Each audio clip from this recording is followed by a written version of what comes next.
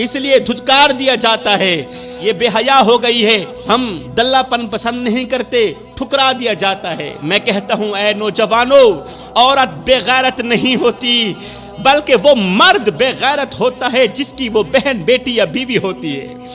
عورت بے غیرت کہاں ہوتی ہے؟ اصل بے غیرتی تو یہ ہے کہ تم مرد ہو کر ایک عورت کی حفاظت نہ کر سکے۔ جب وہ ماں بن کر تمہاری گندگی صاف کرتی تھی تب تو وہ بے غیرت نہیں تھی۔ جب وہ بہن بن کر تمہارے کپڑے دھوتی تھی، تمہارے جوتے صاف کرتی تھی، تب تو وہ بے غیرت نہیں تھی۔ جب وہ بیوی بن کر تمہارا غصہ، تمہاری چپ، تمہارا غرور سہتی ہے، اس وقت بھی وہ تمہاری عزت ہوتی ہے۔ اور جب وہ تم سے اپنا حق مانگنے کے لیے آواز بلند کرتی ہے تو تمہیں اس کی غیرت یاد آ جاتی ہے۔ غیرت کا وزن عورت کے دوپٹے سے نہیں، مرد کے کردار سے ناپا جاتا ہے۔ اور جب عورت بگڑ رہی تھی تو اس وقت مرد کہاں مر گیا تھا؟ جس نے وقت پر عورت کا ہاتھ نہیں تھاما تھا، جس نے وقت پر عورت کو سمجھایا نہیں تھا۔ ایمان سے بتاؤ، عورت کے ہاتھ میں موبائل کس نے دیا؟ عورت نے دیا؟ نہیں، مرد نے دیا۔ عورت کو با اختیار کس نے بنایا؟ عورت نے بنایا؟ نہیں، مرد نے بنایا۔ تم نے اسے موبائل تحفے میں دیا، اور جب اس نے اسی موبائل پر ناچنا شروع کیا تو تمہاری غیرت جاگ گئی۔ تم نے ہی اسے ماڈرن بننے کا مشورہ دیا کہ ماڈرن لڑکیاں ہمیں بہت زیادہ پسند ہیں، اور جب اس نے ماڈرن کا لباس پہنا تو تم نے کہا بے غیرت ہو گئی ہو، تم نے کہا بے حیا ہو گئی۔ اور نادانو، تم نے ہی تو اسے ناچنے کا مشورہ دیا تھا، تم نے ہی تو اسے پینٹ شرٹ پہننے کا مشورہ دیا تھا، تم نے ہی تو اسے ماڈرن بننے کا مشورہ دیا تھا۔ اگر عورت چپ چاپ تمہاری بات سہتی رہے تو وہ اچھی ہے، اور اگر کسی بات کا جواب دے دے تو تم کہتے ہو عورت بے ادب ہو گئی ہے۔ عورت جب تک برداشت کرتی ہے تب تک تم مرد کہلاتے ہو، اور جس دن وہ سوال کرتی ہے اس دن تمہاری غیرت جاگ جاتی ہے۔ دوسری طرف بڑے ہی افسوس کے ساتھ کہنا پڑ رہا ہے، آج کل کی لڑکی ماں باپ کی عزت کو مٹی میں روند کر کسی آوارہ لڑکے کے ساتھ پکنک پہ جا رہی ہے، ہوٹلوں پہ مل رہی ہے، تنہائی کو محبت سمجھ بیٹھی ہے۔ کسی راہ چلتے آوارے نے کہہ دیا تھا کہ تم بہت کیوٹ لگتی ہو، تم بہت اچھی لگتی ہو، اسے لگا کہ وہ شہزادہ ہے، وہ تو مجھ سے محبت کرنے والا، وہ تو عشق کرنے والا ہے، اس لیے تو وہ کہتا ہے کہ تم مجھے کیوٹ لگتی ہو، تم مجھے اچھی لگتی ہو۔ ماں باپ کی عزت کی دھچیاں اڑا کر اس آوارے کے پیچھے بھاگ نکلی۔ 6-7 دن تو بڑے پیار سے گزرے، 8ویں دن فلمی محبت کے بعد 9ویں دن اس اجنبی کا لہجہ بدلنے لگا، 10ویں دن آواز بھی سخت ہو گئی، اور 11ویں دن پتہ چلا کہ وہ آوارہ لڑکا اسے طلاق دے کر کسی اور لڑکی کے پیچھے بھاگ نکلا ہے۔ میری بہن، تجھے کس نے کہا تھا کہ ایک اجنبی تیرے لیے سب کچھ ہو سکتا ہے؟ تجھے کس نے کہا تھا کہ گھر سے بھاگنا عزت ہے؟ آج تو کس منہ سے واپس جائے گی؟ جس باپ نے اپنی جوانی تجھے پالتے ہوئے گزاری، جس ماں نے اپنی چادر میں تجھے چھپایا، آج تو ان ماں باپ کی عزت کو بازار میں لے گئی، انہی معاشرے میں کسی کو منہ دکھانے کے قابل نہ رکھا، اور آج جب وہ آوارہ لڑکا تجھے چھوڑ گیا، آج تو واپس اپنے ماں باپ کے گھر جا رہی ہے۔ ایمان سے بتا، آج بوڑھے ماں باپ کو منہ دکھاتے ہوئے تیری غیرت تجھے جینے دے گی؟ ہرگز نہیں جینے دے گی۔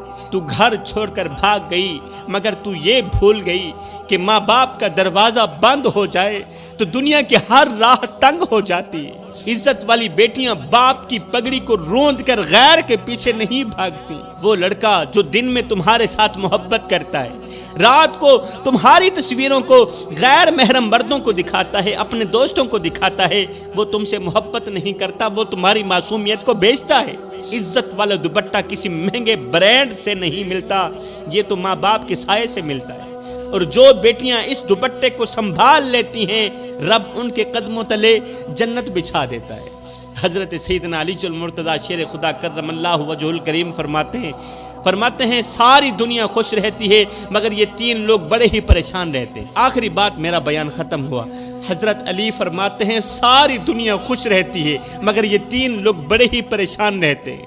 پوچھا گیا حضرت وہ 3 لوگ کون سے ہیں؟ فرمایا پہلا مددگار جو کسی کا درد دیکھ کر چپ نہیں رہ سکتا، اپنے منہ سے نوالے نکال کر دوسروں کے منہ میں ڈالتا ہے، اپنی رگوں سے خون نکالتا ہے، دوسروں کی رگوں میں ڈالتا ہے، مگر جب اس بیچارے پر برا وقت آتا ہے تو لوگ اس پر دیکھنا بھی گوارا نہیں کرتے، اس لیے یہ ہر وقت پریشان رہتا ہے۔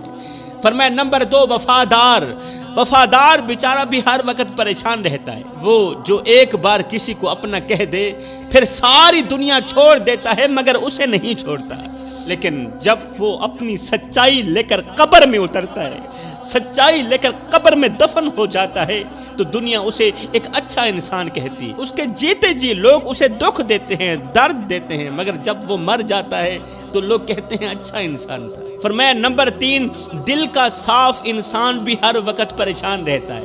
اگر دل کے صاف رہو گے تو ہر وقت پریشانیوں کی دلدل میں ڈوبے رہو گے، اور یہ وہ 3 لوگ ہیں جو بیٹھے زمین پر ہوتے ہیں، ان کا تذکرہ عرش بری پہ ہو رہا ہوتا ہے۔ ایک نوجوان رسول کریم صلی اللہ علیہ وسلم کی خدمت میں حاضر ہوا، ایک نوجوان میرے کریم نبی کی خدمت میں حاضر ہوا، عرض کی یا رسول اللہ میرا باپ میرا مال خرچ کر لیتا ہے، مجھ سے پوچھتا تک نہیں، آپ میرے باپ کو بلا کر اس کو کہو کم از کم مجھ سے پوچھ تو لیا کرے۔ رسول کریم صلی اللہ علیہ وسلم نے فرمایا جاؤ اپنے باپ کو لے کر آؤ، میں اس سے پوچھتا ہوں کہ آخر وہ تجھ سے کیوں نہیں پوچھتا، بغیر پوچھے تیرا مال کیوں خرچ کر دیتا ہے۔ نوجوان فوراً اپنے باپ کے پاس پہنچا، کہنے لگا ابا رسول کریم نے آپ کو بلایا ہے، رسول کریم کی عدالت لگی ہے، اپنی عدالت میں آپ کو بلایا ہے۔ بوڑھے باپ کے قدم جسے زمین نے جکڑ لیے ہوں، بوڑھے باپ کا دل لرز اٹھا، آنکھوں میں بے چینی تیرنے لگی، وہ سمجھ گیا کہ رسول کریم کی عدالت میں بیٹے نے میری شکایت کر دی۔ لرزتے ہاتھوں سے سوٹی سنبھالتے ہوئے کامتے قدموں کے ساتھ رسول کریم صلی اللہ علیہ وسلم کی پاک بارگاہ میں اپنے قدم بڑھائے۔ یہ بوڑھا شخص رسول کریم صلی اللہ علیہ وسلم کی پاک بارگاہ کی طرف اپنے قدم بڑھا ہی رہا تھا، ابھی راستے میں ہی تھا کہ ادھر سے حضرت جبریل علیہ السلام رسول کریم صلی اللہ علیہ وسلم کی خدمت میں حاضر ہوئے اور عرض کی یا رسول اللہ، اللہ فرما رہا ہے کہ اس نوجوان کے باپ سے کہو جو ابھی راستے میں ہے، آپ تک پہنچا نہیں ہے، جب وہ آپ کے پاس پہنچ آئے تو اسے کہنا کہ اے بندے جو اشعار تو نے راستے میں اپنے دل میں پڑے ہیں نا، پہلے وہ اشعار سناؤ۔ اس نوجوان کے باپ کو کہنا اے اللہ کے نیک بندے، راستے میں آتے ہوئے تو نے جو دکھ بھرے اشعار اپنے دل میں پڑھے ہیں نا، وہ اشعار ہمیں سناؤ۔ اب جبریل علیہ السلام واپس چلے گئے، وہ بوڑھا شخص اپنے بیٹے کے ساتھ جیسے ہی رسول کریم صلی اللہ علیہ وسلم کی خدمت میں حاضر ہوا تو آقا کریم نے شفقت بھری نظر اس بوڑھے پر ڈالی اور فرمایا اے اللہ کے بندے، تیرا فیصلہ بعد میں کریں گے، پہلے جو اشعار تو نے اپنے دل میں آتے ہوئے پڑھے تھے نا، دل میں کہے نا، وہ اشعار ہمیں سناؤ۔ یہ سن کر بوڑھے باپ کی آنکھوں میں آنسو بھر آئے، اس کی آواز کانپنے لگی، آنکھیں برس رہی تھیں، دل زخموں سے چور چور تھا۔ باپ نے روتے ہوئے رسول کریم صلی اللہ علیہ وسلم کو وہ دکھ بھرے اشعار سنائے۔ وہ اشعار عربی زبان میں تھے، ان کا ترجمہ کچھ یوں تھا۔ باپ نے کہا اے میرے بیٹے، جب تو پیدا ہوا تھا میں نے اپنی ذات کے لیے جینا چھوڑ دیا، میری نیند، میری بھوک، میری خوشیاں سب کچھ تیرے لیے تھا، میری خوشی بھی تیرے لیے تھی، میری نیند بھی تیرے لیے تھی، میں دن میں محنت کرتا، رات کو تجھے تھام کر سوتا تھا، پورا دن کڑکتی دھوپ میں تتی ریت کے اوپر کمزور سے کندھے پر بوریاں لاد لاد کے دن رات ایک کر کے محنت مزدوری کرتا کہ مجھے کچھ ملے نہ ملے، میرے بیٹے کو روٹی کا ٹکڑا مل جائے۔ میں پورا دن محنت کرتا، رات کو تجھے تھام کر سوتا، تجھے گلے لگا کر سوتا۔ جب میں تجھے گلے لگاتا تھا تو میری ساری تھکاوٹ دور ہو جاتی تھی بیٹا، تیری ہلکی سی آہٹ پر میں جاگ جاتا تھا۔ جب تجھے بخار آتا تھا نا تو میں پوری رات تیرے سرہانے بیٹھا رہتا تھا۔ جب تو کروٹ بدلتا تھا تو میں اللہ تعالیٰ سے ڈھیروں دعائیں کرتا تھا کہ اللہ کہیں میرے بیٹے کو کچھ ہو نہ جائے۔ بیٹا تو گود میں تھا، میں اس وقت بھی تیرے لیے پریشان تھا، اور میں آج بھی تیرے لیے پریشان ہوں، میں آج بھی تیرے لیے فکر میں ہوں۔ بیٹا جب تجھے بخار آتا نا تو میں رات بھر تیرے سرہانے بیٹھا رہتا تھا، تیرے ماتھے پر ہاتھ رکھتا ہوا تیری سانسیں گنتا رہتا تھا، اور اللہ سے دعائیں کرتا رہتا تھا کہ یہ بیماری مجھے لگ جائے، میرے بیٹے کو کچھ نہ ہو، اللہ یہ بیماری مجھے لگا دے۔ بیٹا میں تیرے دکھوں کو اپنے دکھ سمجھتا رہا، میں تیری بیماری کو اپنی بیماری سمجھتا رہا، اللہ سے دعائیں کرتا تھا، اللہ یہ بیماری مجھے لگا دے، میرے بیٹے کو آزاد کر دے اس بیماری سے۔ بیٹا میں اپنی نیندیں تجھ پر قربان کرتا رہا، مگر آج تو کہتا ہے کہ میں تیرے مال کو کیوں خرچ کرتا ہوں؟ بیٹا تیرے رونے پر میں روتا تھا، میں وہ باپ ہوں، تیری آہ پر میری آہ نکلتی تھی، تیری ہائے پر میری ہائے نکلتی تھی، تیری چیخ پر میرا دل لرز جاتا تھا۔ جب تو بیمار ہوتا میں دوڑ دوڑ کر کبھی ادھر کو بھاگتا کبھی ادھر کو بھاگتا تیرے لیے دوا لاتا۔ جب تو بھوکا ہوتا میں اپنے منہ سے نوالا نکال کر تیرے منہ میں ڈالتا۔ جب میں تجھے بھوکا دیکھتا تھا تو میں بیماری کے ہونے کے باوجود بھی، بیمار ہونے کے باوجود بھی، کمزور ہونے کے باوجود بھی، میں لاغر ہونے کے باوجود بھی محنت مزدوری کے لیے نکل جاتا تھا، پھر وزنی بھاری بوریاں اپنے کندھے پر لاتا تھا، صرف اس سوچ کی بنیاد پر کہ مجھے کچھ ملے نہ ملے، میرے شہزادے کو روٹی کا ٹکڑا مل جائے۔ میں نے اپنی ضرورتوں کو بھلا دیا، اپنی خواہشات قبرستان میں دفن کر دی، صرف اس لیے کہ میرا بیٹا خوش رہے۔ میں اپنے بیٹے کے چہرے پر خوشی دیکھنا چاہتا ہوں، مسکراہٹ دیکھنا چاہتا ہوں۔ بیٹا تو بچہ تھا، میں جوان تھا، میں اپنی رگوں سے خون نکالتا رہا، تیری رگوں میں ڈالتا رہا، میں اپنی سانسیں گھٹاتا رہا، تجھے زندگی دیتا رہا، اپنے منہ سے نوالا نکالتا رہا، تجھے کھلاتا رہا، تجھ میں جوانی بھرتی گئی، مجھ سے بڑھاپا جوانی چھنتا گیا، یہاں تک کہ آج تو طاقتور ہو گیا اور میں کمزور ہو گیا، آج تو عزت دار ہو گیا اور میں بے عزت ہو گیا۔ ہائے ہائے دربار میں خاموشی چھائی ہوئی تھی، یہ بڑا شخص دکھ بھرے اشعار سنا رہا تھا، دربار میں خاموشی چھا گئی، ہر آنکھ اشک بار ہو چکی تھی۔ رسول کریم صلی اللہ علیہ وسلم نے نوجوان کی طرف دیکھا، وہ نوجوان جو زمین پر نظریں گاڑے ہوئے کھڑا تھا، اس کے چہرے پر شرمندگی کے آثار تھے، بیٹے کے ہونٹ کانپ رہے تھے، آنکھیں آنسوں سے لبریز تھی۔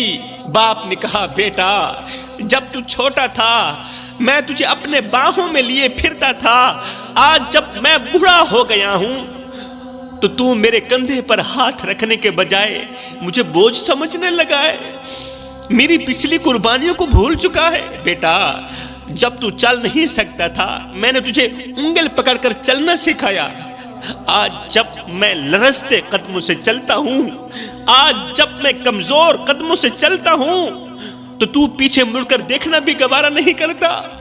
بیٹا میں تیری ہنسی کے لیے راتوں کو جاگتا رہا، تیری مسکراہٹ کے لیے راتوں کو جاگتا رہا، اپنی نیندیں قربان کرتا رہا، اپنی خوشی قربان کرتا رہا۔ آج جب میری آنکھوں میں جھریاں آئیں تو نے مجھے سہارا دینا بھی چھوڑ دیا۔ بیٹا تیرے رونے پر میری دنیا لرز جاتی تھی، آج میری آنکھوں میں آنسو ہیں اور تجھے کوئی فرق نہیں پڑ رہا۔ تو بیمار ہوتا تھا میں رات بھر جاگتا تھا، تیرے لیے دعائیں کرتا تھا، لیکن آج میں بستر پر بے بس پڑا ہوں اور تو مجھے دیکھنا بھی گوارا نہیں کرتا، تو مجھ سے میرا حال تک پوچھنا گوارا نہیں کرتا۔ میں نے تیری ہر خوشی پوری کی، اپنی ضرورتوں کو بھلا کر تجھے خوشیوں سے نوازا۔ ہائے بزرگ کے دکھ بھرے اشعار نے صحابہ کرام کو رلا کے رکھ دیا، باپ کے دکھ بھرے جملوں نے صحابہ کرام کو رلا کے رکھ دیا۔ نبی نے روتے ہوئے نوجوان بیٹے کی طرف دیکھا، وہ نوجوان بیٹا جو اس وقت زمین پر نظریں گاڑے ہوئے کھڑا تھا، اس کے چہرے پر ندامت کے آثار نمایاں تھے۔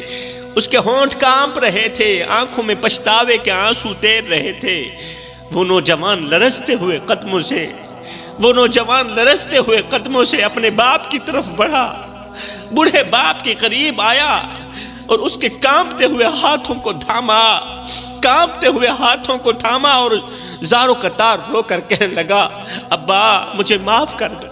رو کر کہنے لگا، ابا مجھے معاف کر دو، میں نہیں جانتا تھا کہ میری ایک چھوٹی سی شکایت آپ کے دل پر اتنا بڑا زخم لگا دے گی۔ ابا میں نے آپ کے احسانات کو بھلا دیا، مجھے معاف کر دینا۔ میں نے آپ کی قربانیوں کو فراموش کر دیا، مجھے معاف کر دینا۔ میں نے اپنی ہی جنت کو اپنے ہاتھوں سے کھونے کی کوشش کی، مجھے معاف کر دینا۔ اللہ اکبر۔ اس کے بعد رسول کریم صلی اللہ علیہ وسلم نے آنکھوں سے آنسو بہاتے ہوئے فرمایا اے نوجوان، کان کھول کر سن لے، آج سے تو بھی تیرے باپ کا ہے اور تیرا مال بھی تیرے باپ کا ہے۔ تیرا باپ جہاں چاہے تیرے مال کو استعمال کر سکتا ہے، تو ہرگز نہیں پوچھ سکتا۔ حضرت سیدنا علی المرتضیٰ شیر خدا کرم اللہ وجہہ الکریم نے فرمایا جس گھر میں بوڑھے والدین روتے ہوں، نافرمان اولاد کی وجہ سے بوڑھے والدین آنکھوں سے آنسو بہاتے ہوں، اس گھر میں 5 مصیبتیں ضرور آتی ہیں۔ فرمایا پہلی مصیبت یہ آتی ہے کہ اس گھر میں رہنے والوں کی کوئی بھی دعا قبول نہیں ہوتی۔ ایسا گھر اللہ کی رحمت سے محروم ہو جاتا ہے جس گھر میں بوڑھے والدین روتے ہیں۔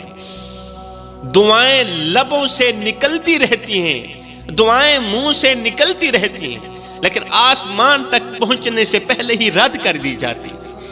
لوگ اپنی مشکلات کے حل کے لیے دعائیں مانگتے ہیں، کاروبار میں برکت کے لیے التجائیں کرتے ہیں، بیماری سے شفا کی دعا کرتے ہیں، صحت کی دعا کرتے ہیں، مگر ہر راستہ بند ہو جاتا ہے۔ کیوں؟ اس لیے کہ ان کے گھر میں بوڑھے والدین روتے ہیں۔ جس گھر میں بوڑھے والدین کے دل ٹوٹ جائیں، وہاں برکت اور قبولیت کے دروازے بند کر دیے جاتے ہیں۔ حضرت حکیم لقمان نے کہا، جس گھر میں بوڑھے والدین روتے ہوں، شیطان اس گھر میں ڈیرا ڈال دیتا ہے۔ جس گھر میں بوڑھے والدین کی نافرمانی کی جاتی ہو، بوڑھے والدین کو بے عزت کیا جاتا ہو، اونچی آواز میں بک بک کی جاتی ہو، اس گھر میں شیطان ڈیرا ڈال دیتا ہے۔ اور جس گھر میں شیطان ڈیرا ڈال دے، وہاں ایسی تباہی آتی ہے کہ انسان کی عقل دنگ رہ جاتی ہے۔ شیطان کا سب سے بڑا ہدف پھر یہی ہوتا ہے کہ گھر کے افراد کو آپس میں دشمن بنا دے، رحمت کو زحمت میں بدل دے اور محبت کو نفرت میں بدل دے۔ وہ گھر جہاں والدین کی آنکھیں نم ہوں، وہاں شیطان اپنے جال پھیلا کر ایسے حالات پیدا کر دیتا ہے کہ تباہی کے سوا کچھ نہیں ہوتا۔ وہ کون سی تباہی ہوتی ہے؟ گھر میں ہمیشہ جھگڑے اور بے سکونی رہتی ہے، یہ تباہی ہے۔ جب شیطان گھر میں ڈیرا ڈال دیتا ہے نا، ماں باپ کے رونے کی وجہ سے، اللہ اکبر، پتہ ہے پھر کون سی تباہی آتی ہے؟ گھر میں ہمیشہ جھگڑے اور بے سکونی لگی رہتی ہے۔ اولاد اپنے دل سے ماں باپ کی عزت کرنا چھوڑ دیتی ہے۔ پھر رزق میں بے برکتی آ جاتی ہے اور سب کچھ ہوتے ہوئے بھی ہر ایک چیز کی کمی محسوس ہوتی ہے۔ پھر عبادت میں دل نہیں لگتا، نماز اور تلاوت بھاری لگنے لگ جاتی ہے۔ شیطان دماغ میں ایسے خیال ڈالتا ہے کہ بندہ والدین کو ہی اپنی بدبختی کی وجہ سمجھنے لگتا ہے۔ جس گھر میں بوڑھے والدین روتے ہوں، وہاں بے برکتی ایسے بسیرا کر لیتی ہے کہ دولت ہونے کے باوجود بھی سکون غائب ہو جاتا ہے۔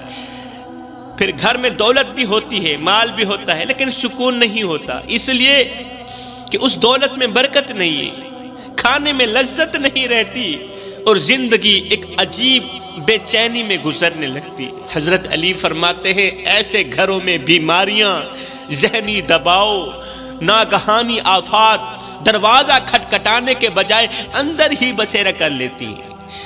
ہر کام میں رکاوٹ، ہر قدم پر پریشانی اور ہر لمحے بے سکونی کا سامنا لگا رہتا ہے، کیونکہ والدین کی آہیں، والدین کی تڑپ زمین پر نہیں گرتی، والدین کے آنسو زمین پر نہیں گرتے، بلکہ عرش الہی کا دروازہ جا کھٹکھٹاتے ہیں اور اللہ سے اپنی بات منوا کر ہی دم لیتے ہیں۔ خدا را میرے بھائیوں، والدین کو اتنا مت ستاؤ کہ وہ اللہ کے سامنے تمہارا نام لے کر رو پڑیں۔ خدا پاک کی عزت کی قسم، اگر وہ اللہ کے سامنے تمہارا نام لے کر رو پڑے تو یاد رکھنا یہ تمہارے لیے سب سے بڑا مسئلہ بن جائے گا، بہت بڑا مسئلہ بن جائے گا۔ تم ایسی بیماری میں، ایسی مصیبت میں پھنس جاؤ گے کہ نکلنے کا کوئی راستہ نہیں ملے گا، کیونکہ اللہ کا ترازو صرف